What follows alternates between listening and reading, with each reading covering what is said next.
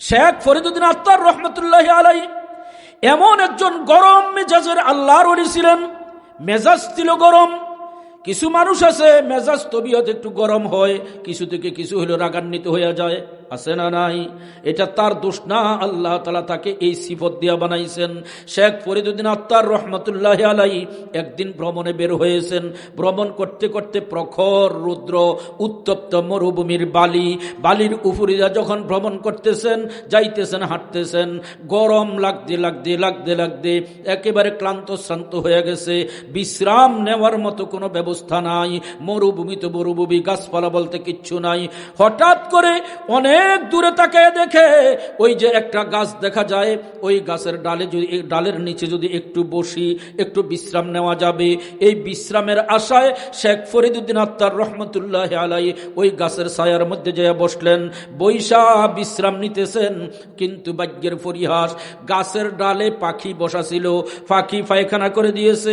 পাখির পায়খানা পরে শেখ ফরিদুদ্দীন আত্তার রহমতুল্লাহ আলাইহির জামা নষ্ট হয়ে গেছে। মন তো খারাপ হওয়ার কথা স্বাভাবিকভাবে, ঠিক কিনা? পাখি পায়খানা করছে, জামা নষ্ট হয়ে গেছে। ক্ষুব্ধ হয়ে গেলেন, এটা কেমন কথা? এত ক্লান্ত শ্রান্ত হইয়া গাছতলায় একটু বিশ্রাম নিতে বসছি, ফাঁকি পায়খানা করে জামাটা নষ্ট করে দিয়েছে। রাগান্বিত অবস্থায় চেহারাটা ঘুরাইয়া উপরের দিকে তাকাইলেন। কোন পাখিটা পায়খানা করে জামাটা নষ্ট করেছে? উপরের দিকে তাকায়া দেখে গাছের ডালে একটা নয়, দুইটা নয়, অনেকগুলি পাখি সারিবদ্ধভাবে বসা। কোন পাখিটা পায়খানা করেছে সুনির্দিষ্টভাবে বলা যায় না। এইবার মনের খুবই বদদোয়া করে দিলেন, আয় আল্লাহ, কোন পাখিটা পায়খানা করে আমার জামা নষ্ট করে দিল বলতে তো পারি না।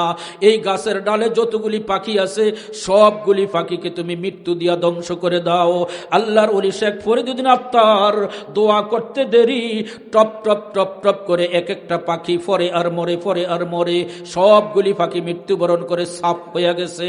সেখানে শেখ ফরিদুদ্দীনকে ছাড়া, আল্লাহ তাআলাকে ছাড়া দ্বিতীয় আর কেউ নাই। কতক্ষণ বিশ্রাম নিলেন, তারপরে সেখান থেকে উঠা আবার সামনের দিকে চললেন। সামনের দিকে চলতে চলতে কয়েক মাইল রাস্তা অতিক্রম করার পরে প্রখর রৌদ্র, উত্তপ্ত মরুভূমির বালি। এইবার তার পানির পিপাসা লাগছে, এত কঠিন পিপাসা, জীবন যায় অবস্থা, মনে হয় যেন কলিজা ফেটে মৃত্যুবরণ করবে।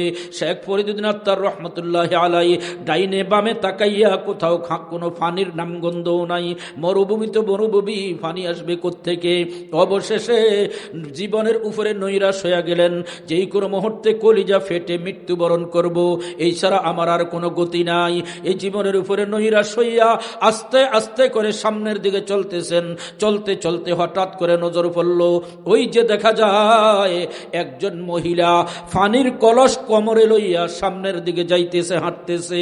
পর্দার আড়ালের মা বোনেরা আমার, খেয়াল করে শোনো গো মা, নেককার দিনদার মা কাকে বলে? স্বামী ভক্ত মহিলা কাকে বলে? স্বামীর ইজ্জত সম্মান দেওয়া কাকে বলে? একটু বুঝো গো মা। শেখ ফরিদুদ্দীন আত্তার যখন মহিলাটাকে দেখলেন পানির কলস কোমরের মধ্যে লইয়া সামনের দিকে যাইতেছে, দেখেই তো মনের ভিতরে একটু আশা জাগছে, এই মহিলাটার কলসের মধ্যে যদি পানি থাকে, চাইলেই তো আমাকে একটু পানি দিবে, নিষেধ করবে না। আমি পানিটা পান করে পিপাসা নিবারণ হলে আমার জীবনটা বাঁচবে। জীবনের উপরে আশা আসছে। লম্বা লম্বা কদম দিয়া শেখ ফরিদুদ্দীন আত্তার ওই মহিলার পিছনে দিয়া যাইয়া মহিলাটাকে ডাক দিয়ে বলে, মা মা বইলা ডাক দিলে যেই কোনো মহিলার মন নরম হইয়া যায়, ঠিক কিনা? শেখ ফরিদুদ্দীন আত্তার মহিলাকে ডাক দিয়ে বলে, মা তোমার কলসিতে যদি পানি থাকে গো মা, আমাকে একটু পানি দাও, পান করে আমার জীবনটা রক্ষা করি, আমার পানির পিপাসায় জীবন যায় অবস্থা। মহিলা একটু ডাইনে বামে তাকায় না, নিচের দিকে তাকায় সোজা সামনের দিকে চলছে।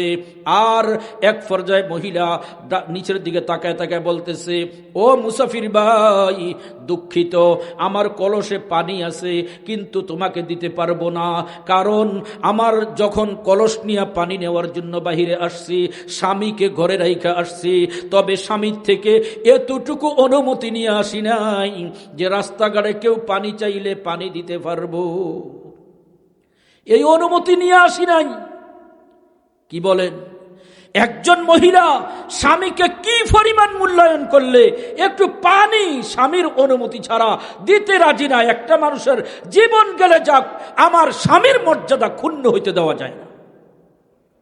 বর্তমানে স্বামীয়ে জানে না কত কিছু স্বামীর সংসারে থেকে এদিকে সেদিকে যায়, ইঁদুরে খায়, বাঁদরে খায়, আছে না নাই? ও মুসলমান, শেষ পর্যন্ত শেখ ফরিদুদ্দিন আত্তার বলতেছেন, মা তোমার কলসিতে যদি পানি থাকে আমাকে পানি দাও, আমার জীবন যায় যাওয়া অবস্থা, তোমার স্বামীর অনুমতি ছাড়া আমাকে একটু পানি দিবা না, এটা কোনো কথা হলো নাকি? ও মা, হয়তো আমাকে পানি দিবা, আর নতুবা তোমার জন্য বদদোয়া করব। শেখ ফরিদুদ্দিন আত্তার রহমতুল্লাহ ঠেট দিয়ে বসলেন, তোমার জন্য বদদোয়া করব, ভয় দেখাইয়া দিলেন।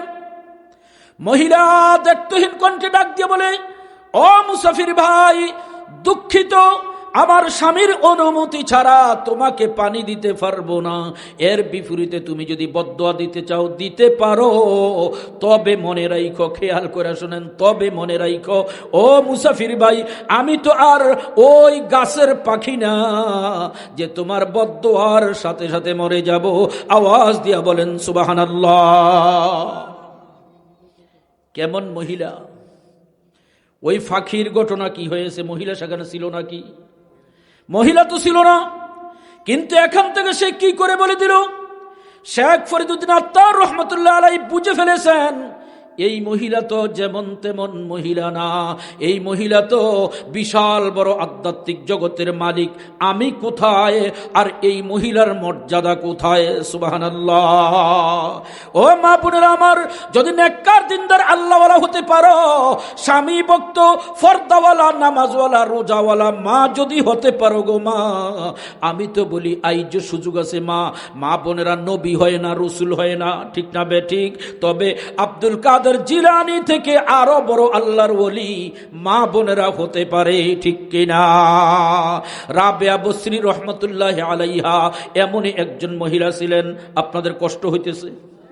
রাবেয়া বসরি রহমতুল্লাহি আলাইহা এমন একজন মহিলা ছিলেন, তার যুগের পুরুষ আল্লাহর ওলি ছিলেন, যুগশ্রেষ্ঠ আল্লাহর ওলি হযরতে হাসান বসরি রহমতুল্লাহ আলাইহি। হাসান বসরি কত বড় আল্লাহর ওলি, যিনি বলেন, ইন্নী রাআইতু বিআইনাইয়া 120 সাহাবিয়ান, আমি সাহাবী না, নবীকে দেখি নাই, তবে আমার এই দুই চোখ দিয়া 120 জন সাহাবীকে দেখেছি। আওয়াজ দিয়ে বলেন না সুবহানাল্লাহ। কত বড় তাবিঈ, কত বড় তাবিঈ! হযরত উমর ফারুক রাদিয়াল্লাহু তাআলা আনহু হযরতে এই হাসান বসরি রহমতুল্লাহ আলাইকে তাহনিক করাইছেন। বাচ্চা জন্ম নিলে কোনো না কোনো আল্লাহওয়ালা একটু খেজুর ছিবাইয়া লালা মুখের মধ্যে দেওয়া, এটা সুন্নত, এটা আমরা আজকে ভুলে গেছি, এটাকে তাহনিক বলে। হযরতে হাসান বসরি রহমতুল্লাহ আলাইকে স্বয়ং ওমর রাদিয়াল্লাহু তাআলা আনহু তাহনিক করাইছেন। সুবহানাল্লাহ।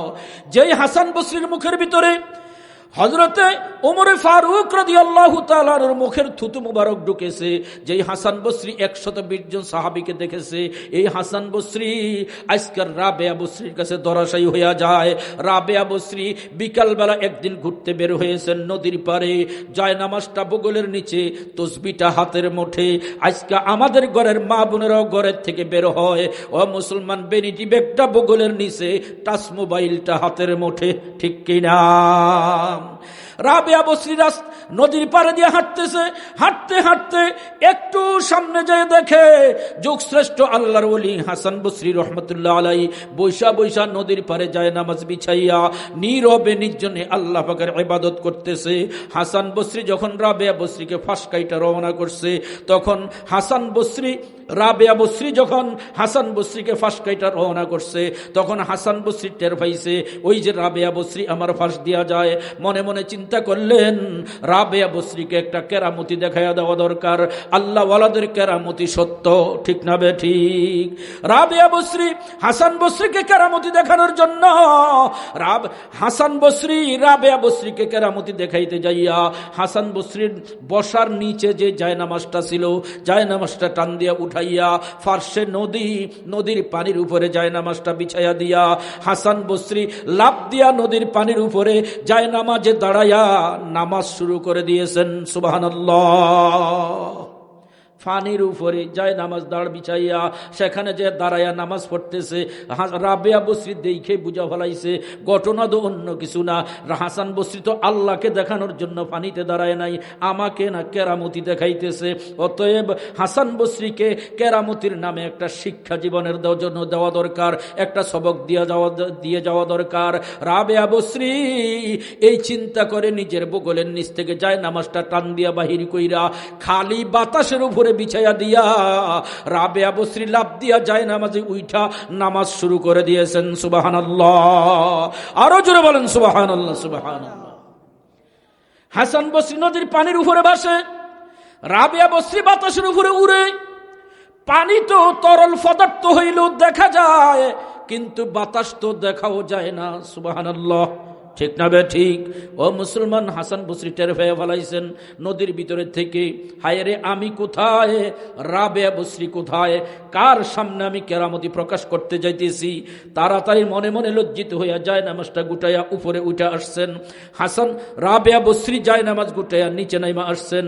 আইসা রাবেয়া বসরি হাসান বসরিকে ডাক দিয়া বলে, ওরে হাসান বসরি, আমি তোমাকে কেরামতি দেখানোর জন্য এখানে উঠি নাই, মূলত তোমাকে একটা শিক্ষা দেওয়ার জন্য উঠছি। শিক্ষাটা হলো এই, গার খসে বাসি বর আবে রবি, গার মগসে বাসি বর হাওয়া ফরি, দিল বদাস আর কে কাছে ছবি। আওয়াজ দিয়ে বলেন আল্লাহু আকবার।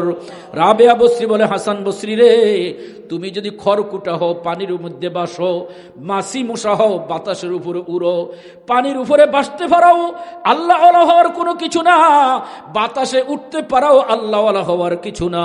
সত্যিকারে যদি আল্লাহ ওয়ালা হতে চাও, ইবাদত যা করবা আরেকজনকে দেখানোর জন্য পানিতে নাই লাভ নাই, আল্লাহকে দেখানোর জন্য করবা। সুবহানাল্লাহ। এই জন্য বলতেছিলাম মুসলমান, একজন মহিলা যদি নেককার দিনদার হয়, তৎকালীন পুরুষ আল্লাহর ওলি থেকেও আরো বড় আল্লাহর ওলি হয়ে যেতে পারে। জোরে বলেন ঠিক কিনা? হযরত শেখ ফরিদুদ্দীন আত্তার রহমতুল্লাহ আলাই মহিলার কথা শুনে অবাক। এই মহিলা তো যেমন তেমন মহিলা না, আমার থেকে আরো বড় ঊর্ধ্ব জগতে ভ্রমণ করে। এই মহিলা এত বড় আল্লাহর ওলি কি করে হলেন, তার খোঁজ খবর নেওয়া দরকার। শেখ ফরিদুদ্দীন আত্তার রহমতুল্লাহ আলাই এই মহিলার পিছনে পিছনে হাঁটতে হাঁটতে মহিলার বাড়ি পর্যন্ত গেলেন। বাড়ি পর্যন্ত যাইয়া মহিলার স্বামীকে ডাইকা বাহির করছেন। বাহির কইরা বলে, ভাই এই মহিলা তোমার বিবি নাকি? বলে হ্যাঁ। বলে, তোমার বিবি তো অনেক বড় আধ্যাত্মিক জগতের মহিলা, অনেক বড় আধ্যাত্মিক জগতের মালিক হয়ে গেছে। তোমার বিবি এত বড় আল্লাহর ওলি কি করে হলো, এত বড় কেরামতিওয়ালা কি করে হলো? তুমি স্বামী হিসেবে তুমি বলতে পারবা? ও স্বামী, তাড়াতাড়ি বলো তোমার বিবির এই নেককার হওয়ার পিছনে ইতিহাস কি? এই কথা জিজ্ঞাসা করার সাথে সাথে স্বামী জার জার করে চোখের পানি ছেড়ে দিছে। চোখের পানি ছেড়ে দিয়া কান্দে আর বলে, হুজুর বড় মর্মান্তিক ইতিহাস। আজ থেকে একদিন নয়, 2 দিন নয়, 12 বছর আগের ঘটনা। আমি একজন জালেম নাফরমান স্বামী ছিলাম। বিবির মর্যাদা বলতে আমি কিচ্ছু বুঝতাম না, নামাজ রোজা বলতে কিচ্ছু ছিল না। সারাদিন শরাবের আড্ডাখানায় ফেরা থাকতাম, জুয়ার আসরে ফেরা থাকতাম, এরকম ভাবে নাচ গান নিয়ে মত্ত থাকতাম। সন্ধ্যা রাত্র যখন হইতো তখন আমি বাড়িতে আসতাম। বাড়িতে যখন আসতাম তখন আমি দেখতাম আমার এই বিবি 3টা কাজের কোন একটা কাজে ব্যস্ত। পর্দার আড়ালের মা বোনেরা খেয়াল করে শোনো, ওই বিবিরা কোথায় ছিল, আজকে তোমরা কোথায় আসো? ও মুসলমান, স্বামী বলতেছেন, হুজুর আমি যখন বিকেল বেলা ঘরে আসতাম, আইসা দেখতাম আমার বিবি 3টা কাজের কোন একটা কাজে ব্যস্ত। হয়তো দাঁড়ায়া দাঁড়ায়া নামাজ পড়ে, আর নতুবা বসে বসে আল্লাহর দরবারে 2 হাত তুলে মুনাজাত করে কান্দে, আর নতুবা বসে বসে কোরআন তেলাওয়াত করতেছে। সুবহানাল্লাহ। আজকে আমরা স্বামীরা বাহিরের থেকে যখন বাড়িতে আসি, সবার কথা বলবো না, তবে অনেক আছে, অনেক স্বামীরা আছি বাড়িতে আইসা আমাদের বিবিদেরকে ঘরেই তো পাই না। ঠিক না বে ঠিক? ও মুসলমান, যদিও ঘরে পাই হয়তো টেলিভিশনের সামনে আর নতুবা টাচ মোবাইলের সামনে আঙ্গুল নাচায়া নাচাইয়া টাচ মোবাইলের ভিতরে জাহান্নামের মানচিত্র অঙ্কন করতেছে। হাজারো মহিলা ঘরে ঘরে আছে না নাই? স্বামী বলতেছে, হুজুর আমি যখন ঘরে আসলেই দেখি আমার বিবি হয়তো নামাজে, নতুবা মুনাজাতে, নতুবা কোরআন তেলাওয়াতে। তারপরেও যদি কোনো প্রয়োজনে আমি যদি তাকে একটু খেদমতের জন্য ডাকতাম, সাথে সাথে তার ইবাদত বন্ধ করে দিয়া পাগলের মতো দৌড়ে আইসা আমার যত সেবা যত্ন লাগতো সব কিছু অনায়াসে করত। তারপরেও হুজুর সামান্য যদি কথায় কাজে সামান্য বেশ কম হইতো, আমি তাকে জুলুম নির্যাতন করতাম, মারধর করতাম, গালিগুলুজ করতাম। এমন কোন জুলুম নির্যাতন নাই যা আমার বিবির উপরে আমি চালাই নাই হুজুর। কিন্তু আমার এই বিবি জীবনে কোনোদিন মুখ খুইলা পার্শ্ববর্তী ঘরের বান্ধবীর কাছে আমার বিরুদ্ধে কোনো গীবত শিকায়েত করে নাই। জীবনে কোনোদিন বাবার বাড়িতে হেলু কইরা জানায় নাই। ধৈর্য সহকারে সবকিছু মেনে নিয়েছে। এরকম করতে করতে একদিন নয়, 2 দিন নয়, একটানা 12টা বছর অতিক্রম হয়ে গেছে হুজুর। এই 12 বছর অতিক্রম হওয়ার পরে একদিন আমি বেশি পরিমাণে শরাব পান করে যখন বাড়িতে আসছি, বাড়িতে আইসা যখন আমার বিবিকে বললাম, বিবি গো একটু পানি দাও। ঘরের কলসিতে পানি ছিল না, বিবি কলসি নিয়ে অন্ধকার রাত্রে পানির জন্য বাহিরে চলে গেছে। আর আমি বেশি পরিমাণে শরাব পান করার কারণে মাতাল হইয়া, আস্তে বেতাল হইয়া খাটের উপরে শুয়ে গেছি। শুইছি এই বেতাল অবস্থায় আমার যে নিশা লাগছে, ঘুম লাগছে, সারাটা রাত্র কাইটা গেছে। সারা রাত্র ঘুমাইয়া ভোরবেলা যখন আমি জাগ্রত হইলাম, চক্ষু খুইলা দেখি আমার বিবি পানির গ্লাস নিয়া আমার মাথার পাশে দাঁড়িয়ে আছে। আমিও ভুলে গিয়েছি ব্যাপার কি। বিবি গো, এত গভীর 7 সকালে ভোরবেলা পানির গ্লাস নিয়ে কেন দাঁড়িয়ে আসো? বিবি বলতেছে, স্বামী গো এখন তো দাঁড়াই নাই, সন্ধ্যা রাত্রে তুমি যখন ঘরে আইসা পানি চাইছো, কলসি নিয়ে আমি পানি আনার জন্য অনেক দূরে গিয়েছি, ফিরে এসে দেখি তুমি স্বামী ঘুমাইয়া পড়ছো। এখন মনে মনে চিন্তা করলাম, তোমাকে যদি পানি পান করার জন্য জাগাইয়া উঠাই তোমার ঘুমের নষ্ট হবে, তুমি কষ্ট পাইবা। আর আমি যদি যাই শুয়া যাই, কখন আবার তুমি নিজে নিজে জাগ্রত হইয়া আবার পানি চাও, সাথে সাথে পানির গ্লাস তোমার হাতে দিতে না পারলেও তোমার কষ্ট হবে। এই জন্য আমি সিদ্ধান্ত নিলাম যে আমার স্বামী যখন জাগ্রত হইয়া পানি চায়, সাথে সাথে যেন পানির গ্লাসটা তার হাতে দিতে পারি।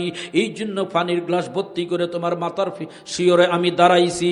তবে ভাগ্যের পরিহাস, এক ঘুমের কোলে তুমি সারাটা রাত্র কাটাইছো, আর আমি বিবি সারা রাত্র পানির গ্লাস নিয়ে তোমার মাথার পাশে দাঁড়িয়ে আছি। আওয়াজ দিয়ে বলেন সুবহানাল্লাহ। আমি বলবো মুসলমান, একজন স্বামী যত বড় অমানুষ হোক না কেন, জালেম হোক না কেন, যত বড় পশুত্বের স্বভাবের হোক না কেন, বিবি যদি এমন খেদমতের আঞ্জাম দেয়, এই জালেম স্বামীর মন নরম না হইয়া পারে না। ঠিক কিনা?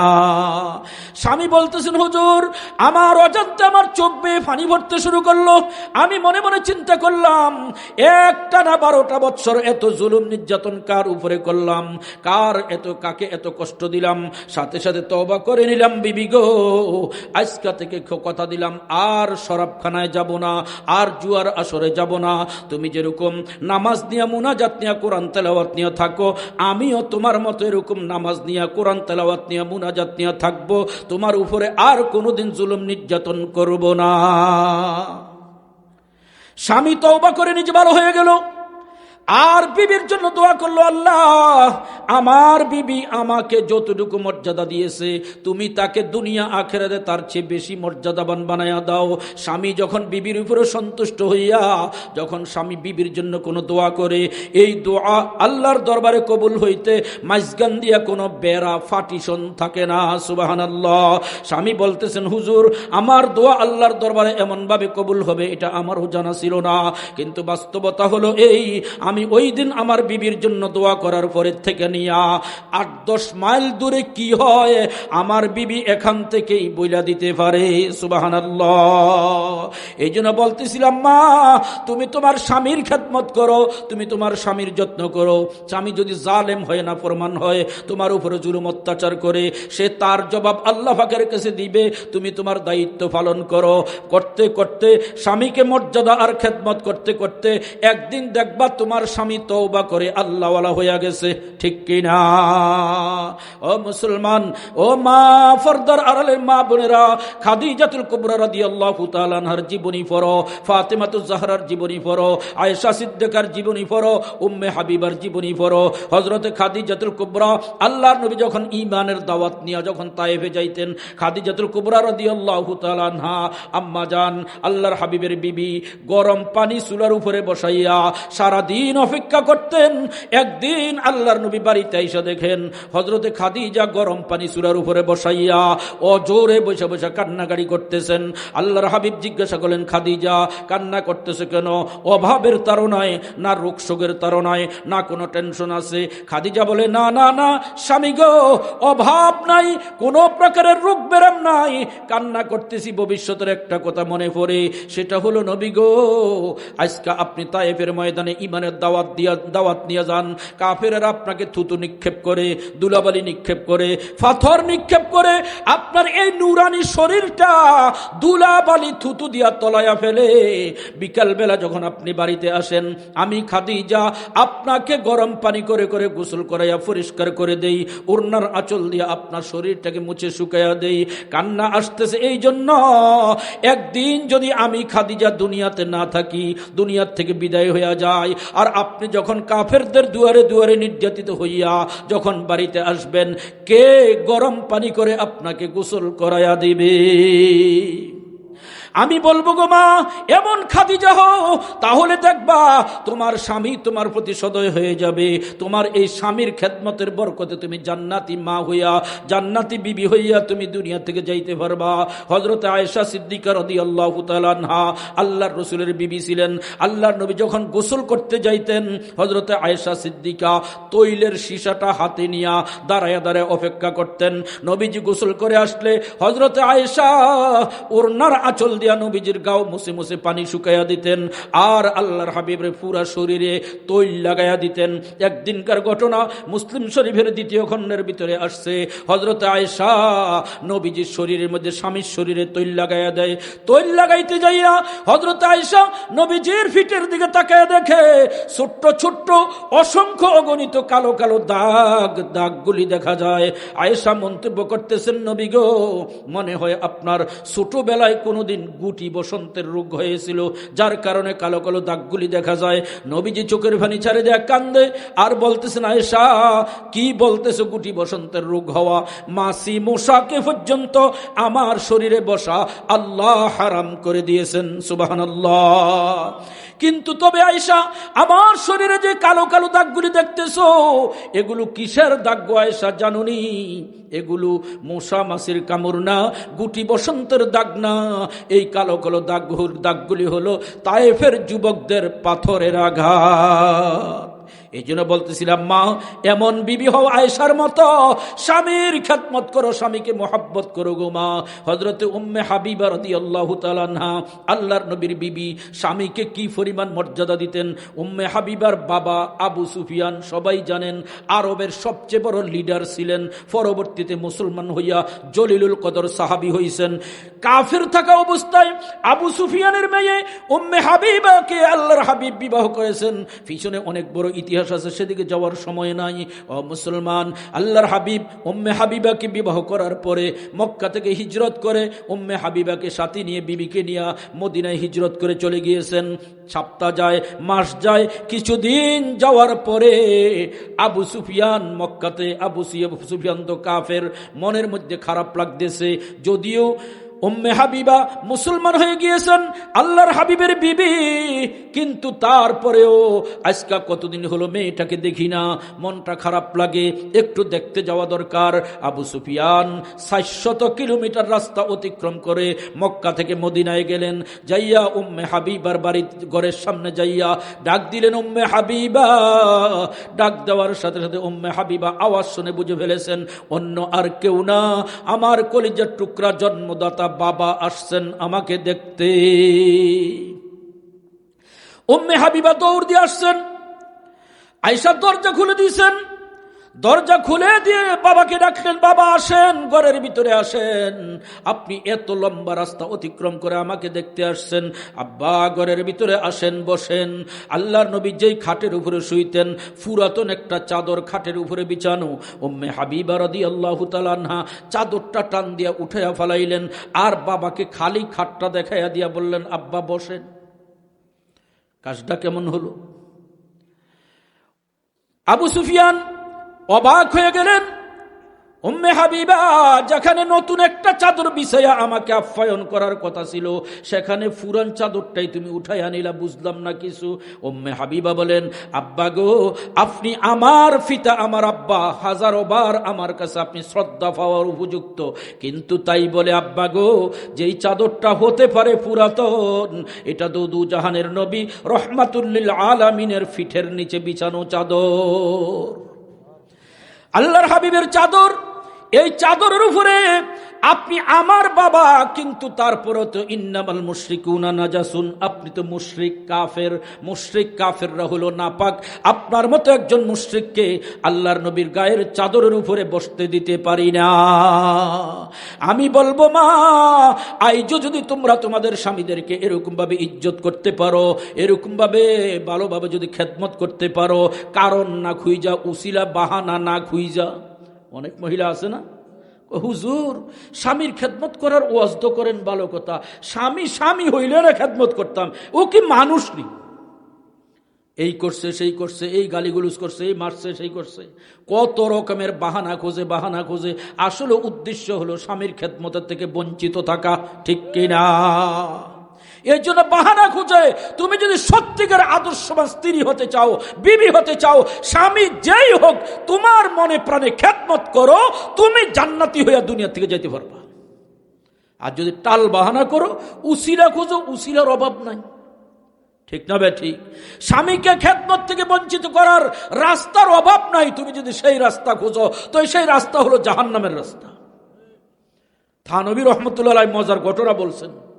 এক ব্যক্তি, স্বামী বড় রুক্ষ মেজাজের, স্বামীর কোনো কথায় ফাত্তা দেয় না, খায় খেদমত নাই, অনেক বড় আল্লাহওয়ালা। অনেক আল্লাহওয়ালাদের বিবিরে এরকম হয়, আল্লাহওয়ালারা এগুলো সহ্য করে করে জান্নাতি হয়ে যায়। সেদিকে এখন যাব না। আর আমি যে কথাটা বলতেছিলাম যে স্বামী চিন্তা করতেছি, কিরে বিবিকে এরকম কত রকমে বুঝাইলাম, কত রকমে বললাম, না আমাকে ফাত্তাই দেয় না।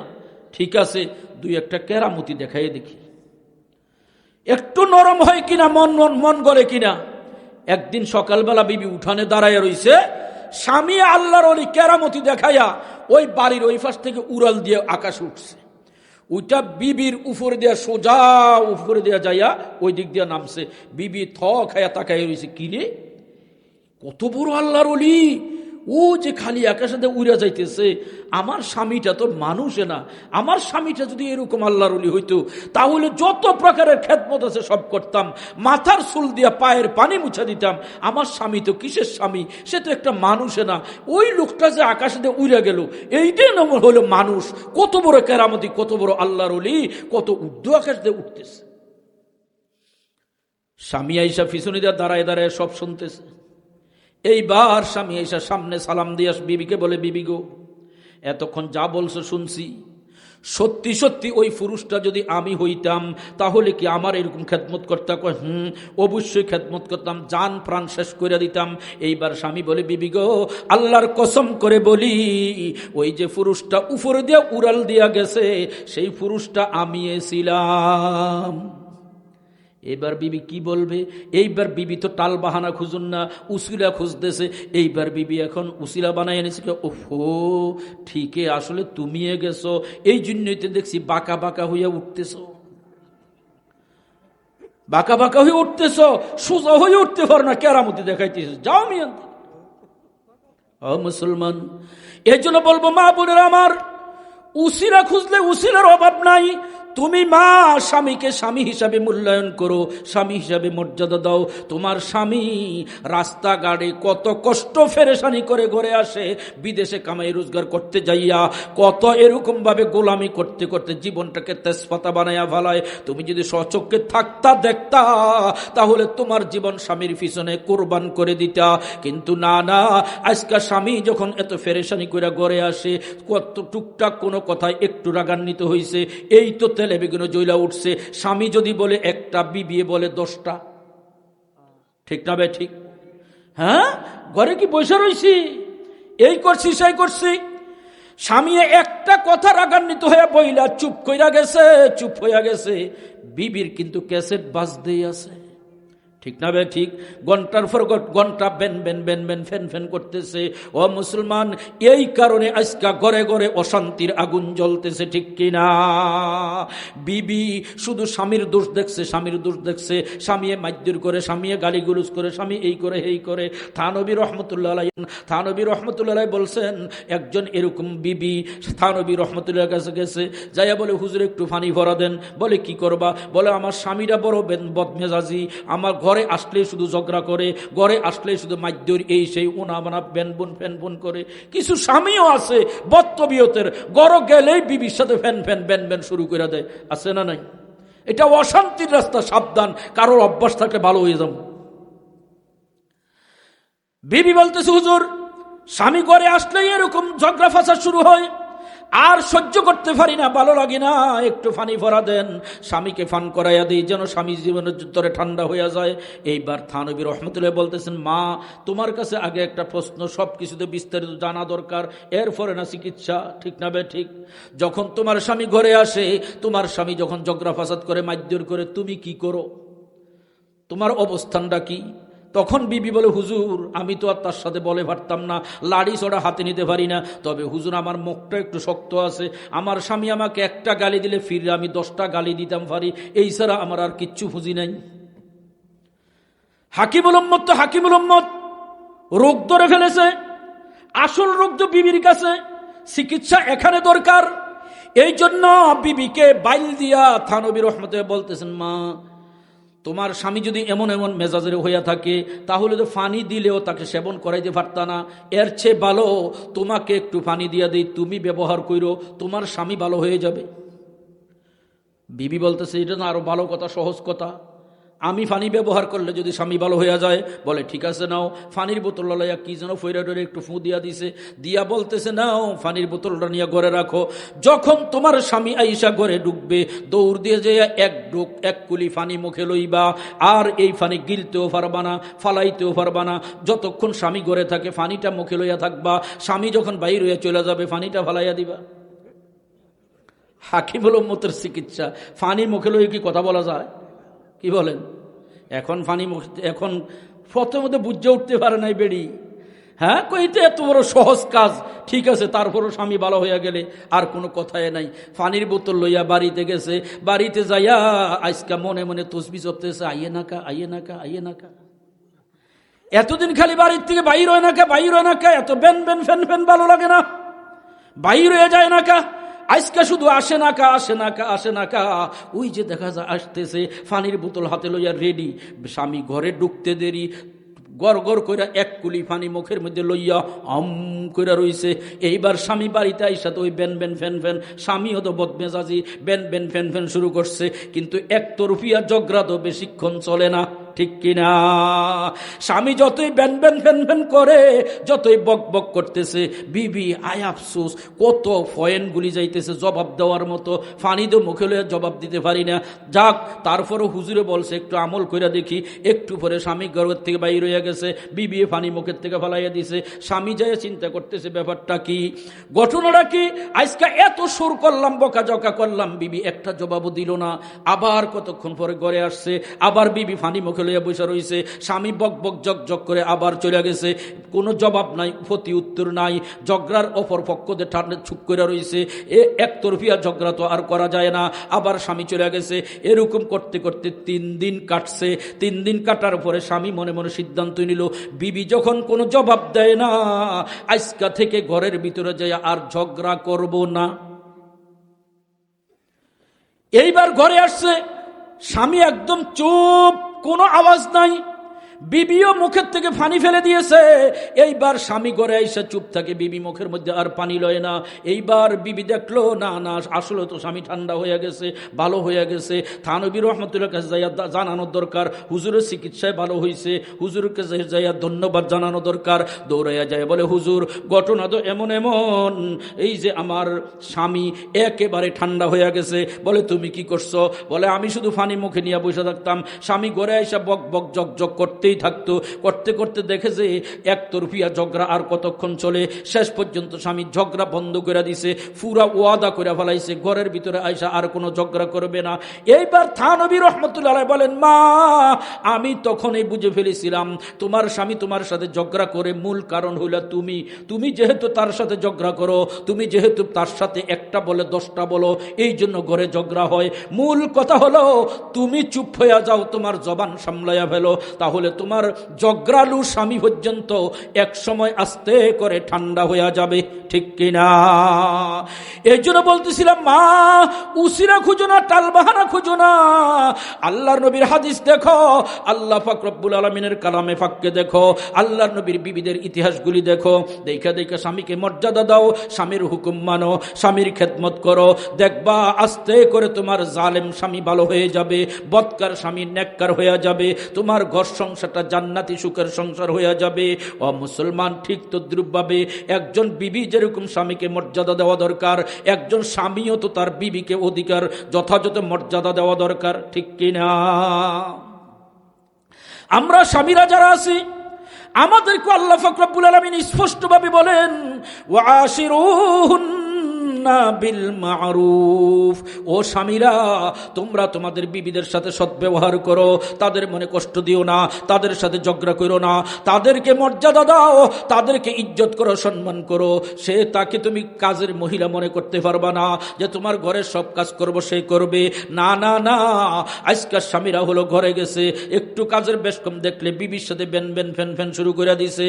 ও মুসলমান, স্বামী তো সকালবেলা ঘরের থেকে বাইর হইয়া দোকানে যায় বৈশা বৈশা গরম ফরোড়া খাইছি, খাইয়া নাস্তা করে ফেট ফুরে বাড়িতে আসছি, দিনের 10টা 11টা বাজে, এখনো রান্না সারলো না কেন?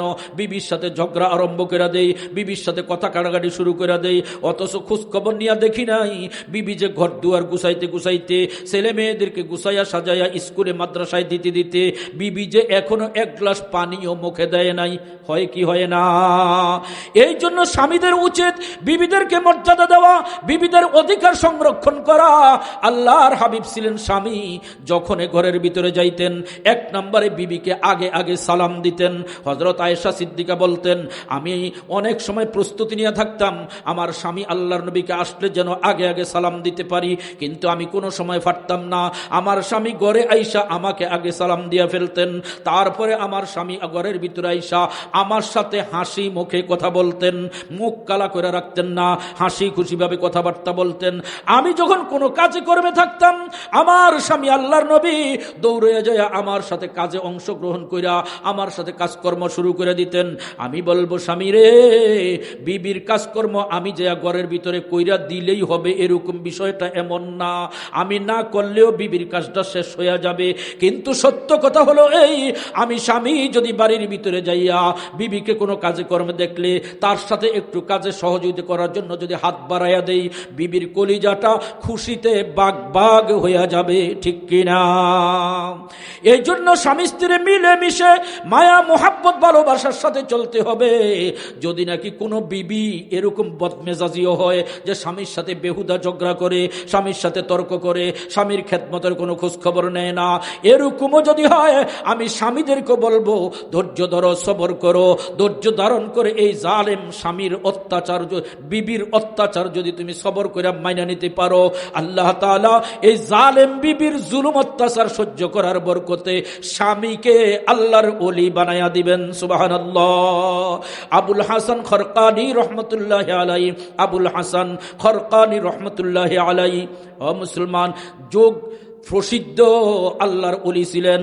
এরকম ভাবে একদিন অনেক দূর থেকে এক মুরিদ আসছে। বিবিটা ছিল বড় রুক্ষ মেজাজের, বড় বদমেজাজি। অনেক দূরের থেকে এক মুরিদ আসছে, আইসা গেটের মধ্যে এসে ডাকতেছে, হুজুর, হুজুর বাড়িতে আসেননি? হুজুর বাড়িতে নাই। মহিলা বিবি বাড়ির ভিতরের থেকে লাফ দিয়ে উঠানের মধ্যে পড়ছে, ওটা চিল্লা চিল্লি শুরু করছে, কে হুজুর হুজুর ডাকতেছো? হুজুর কে? হে আবার হুজুর নাকি? হের মতো খারাপ মানুষ এই দেশে নাই, এই এলাকায় নাই। এইবার মুরিদ রাস্তায় শুইনা তেলে বেগুন জ্বলে উঠছে, কিরে কার ব্যাপারে মহিলা কি বলতেছে? শেষ পর্যন্ত বললাম, আচ্ছা বলেন না হুজুর কোথায় গেছে? বলে ওই জঙ্গলের দিকে গেছে লাকড়ি কাটার জন্য, হেদিকে খুঁজা দেখো। তখন সেই মুরিদ জঙ্গলের দিকে যাইয়া দেখে, আল্লাহু আকবার কবীরা, ওই যে আল্লাহর ওলি আবুল হাসান খরকানি রহমতুল্লাহ আলাইহি জঙ্গলের দিক থেকে আসতেছেন। বিশাল বড় লাকড়ির বোঝা বাগের উফিটের উপরে দেওয়া, লাকড়ির বোঝাটা বাগের উপরে দিয়া বিশাল বড় আসদাহা একটা সাপ, এই সাপটা দিয়া রশির মতো বানাইয়া এই লাকড়ির বোঝাটাকে বাগের ফিটের সাথে ফেঁস দিয়া শক্ত করে বানছে, বাইদা বাগের ফিটের উপরে কইরা লাকড়ির বোঝা পার করতেছে। আল্লাহু আকবার কবীরা। বাঘ দেখলে মানুষ কাছে যায় না, ফলায়। আজকার বাঘ লাকড়ির বোঝা পার করতেছে। মুরিদ দেইকা তাকাই রইছে হা কইরা, অবাক, ভয়ে পিছনের দিকে কদম মারে। এক ফরজে যখন ওই আল্লাহর ওলি আবুল হাসান খরকানি রহমতুল্লাহ আলাইহি যখন সেই বাঘটাকে নিয়ে লাকড়ি বোঝা নিয়ে কাছে আসছে, তখন জিজ্ঞাসা করতেছে, হুজুর কি ব্যাপার? এই বাঘ বুঝি আপনার কথা শুনে বাঘে আপনার বোঝা ফার করে দিতেছে? এটা তো রহস্য বুঝলাম না। আর এই বাড়ির ভিতরে এই মহিলাটাকে এত বড় রুক্ষ মেজাজের, বলে আমার বিবি, বলে তাকে রাখছেন কেন, তালাক দেন না কেন? সে তো এরকম এরকম দুর্ব্যবহার আমার সাথে আপনার ব্যাপারে করলো। আল্লাহর ওলি বলতেছেন, ভাই এই গারনা সবরাম্মি কাশিদে বারেজন, গারনা সবরাম্মি কাশিদে বারেজন, কায়রো সিদাম শেরে মান বেগারে মান। আমি যদি আমার বিবির জুলুম অত্যাচার সহ্য না করতাম, আজকার বাঘ, জঙ্গলের বাঘ আমার লাকড়ির বোঝা পার করতো না। আমার বিবির এই দুর্ব্যবহার সহ্য করার কারণে আল্লাহ তাআলা আমাকে এই মর্যাদা দিয়েছেন। এই জন্য বলবো, স্বামীরা বিবিদের সাথে সদ্ব্যবহার করি, তাদের দুর্ব্যবহার সময় সময়ে মাইনা নেই, ঝগড়া ফাসাদে না জড়াই। ঝগড়া ফাসাদে জড়াইয়া অশান্তি ছাড়া আর কোনো রাস্তা নাই, ঠিক কিনা? অশান্তি হয়, তালাকের দিকে গড়ায়। আজকে হাজার হাজার তালাকের ঘটনা গ্রামে গ্রামে ঘটতেছে, একমাত্র মানামানি না থাকার কারণে, ঠিক কিনা?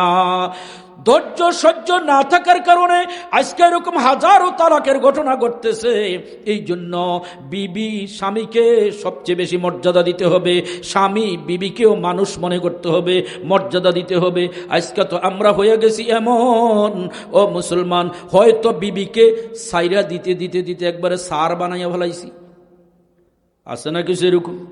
বিবি যা কয় তার দিনের কয়, রাত রাতের কয় দিন, হ্যাঁ ঠিক আছে। যদি সঠিকটা বলতাম যাই, তাহলে এই ঘরে জায়গা নাই।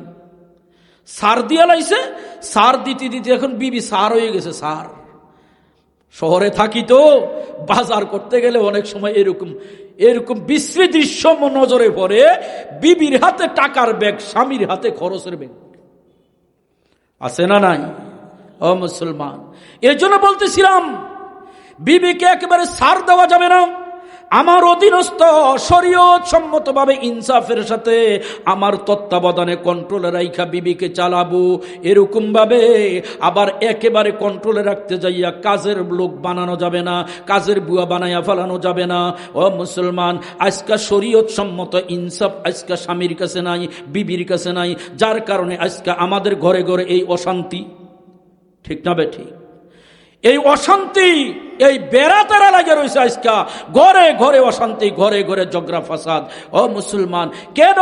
একমাত্র শরীয়ত অনুসরণ না করার কারণে ইহুদি নাসারাদের সভ্যতা ভদ্রতাকে ধইরা আমরা আজকা পাগল প্রায় হয়ে গেছি, পাগল প্রায়। ঠিক না বে ঠিক? পাগল, মাথা ঠিক নাই, কি করতেছি তাও জানি না, কি বলতেছি তাও জানি না।